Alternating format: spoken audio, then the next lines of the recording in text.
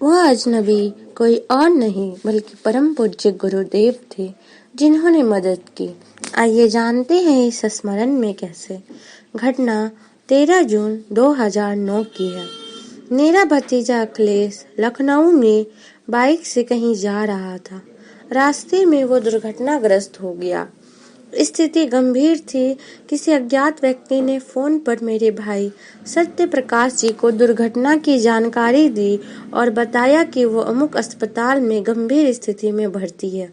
तुरंत पहुंचे। सूचना पाकर मेरे भाई अस्पताल पहुंचे।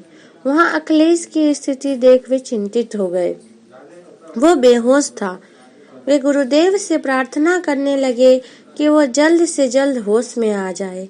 इसी बीच उनके मन में विचार आया कि जिस भले इंसान ने उसकी सहायता की, वो उसे अस्पताल पहुंचाया, उसे धन्यवाद तो कर दूं। अतएव उसने उस नंबर को मिलाया जिससे फोन आया था। वे उस व्यक्ति से बात करने की कोशिश करने लगे, पर हर बार घंटी बजने की जगह दूसरी ओर से एक ही उत्तर मिलता कि यह नंबर मौजूद नहीं है। आश्चर्य की बात तो ये थी कि अखिलेश के पास ना तो कोई मोबाइल था और ना ही कोई डायरी जिस पर फोन नंबर लिखे हो। उस व्यक्ति को भाई साहब का नंबर कैसे मालूम हुआ? आखिर तक उस अजनबी का कोई पता नहीं चल सका कि वो कौन था। गायत्री परिवार में यह आम चर्चा होने लगी कि वे और कोई नहीं स्वयं पूज्य गुरुदेव थे। उधर भतीजे का उपचार चल रहा था। करीब 60 घंटे बाद उसे होश आया तो वो पागलों की तरह हरकतें करने लगा। कभी पानी मांगता तो कभी लघु शंका के लिए चलने को कहता। उसकी बार बार की इस तरह की हरकतों से सब परेशान हो गए। डॉक्टर कहते कि उसके सिर में गहरी चोट आई है, जिससे वो असामान्य व्यवहार कर रहा है। एक दिन तो भाई साहब अपना धैर्य ही खो बैठे। वे फूट फूट कर रोने लगे और गुरुदेव से कहने लगे कि गुरुदेव, इस लड़के के कारण आपकी बदनामी होगी, अतः इसे अपने पास बुला लीजिए।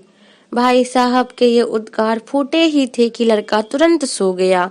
दूसरे दिन जब सुबह 8 बजे जगा तो सामान्य था। चिकित्सकों ने जांच कर उसकी छुट्टी कर दी। भाई साहब डिस्चार्ज कराकर उसे घर ले आए, लेकिन परेशानी अभी समाप्त नहीं हुई थी। अखिलेश के सिर में चोट आने के कारण उसकी स्मृति चली गई थी। भाई साहब परेशान थे। फोन द्वारा वस्तु स्थिति की मुझे सूचना दी गई और कहा गया कि इस निमित्त में समाधि में मैं प्रार्थना करूं। मैं दूसरे दिन प्रातः गुरु जी व माता जी की समाधि पर पहुंचा एवं रोकर प्रार्थना करने लगा कि हे गुरुदेव, मेरे भतीजे अखिलेश को ठीक कर दीजिए। मैं अंतःकरण से प्रार्थना कर रहा था और रोता जा रहा था। करीब 15 मिनट बाद मुझे ऐसा प्रतीत हुआ जैसे अंदर से कोई आश्वस्त कर रहा हो, बेटा रोता क्यों है, वो ठीक हो जाएगा। आश्वासन पाकर मेरा मन हल्का हुआ तो मैं विश्वविद्यालय चला गया।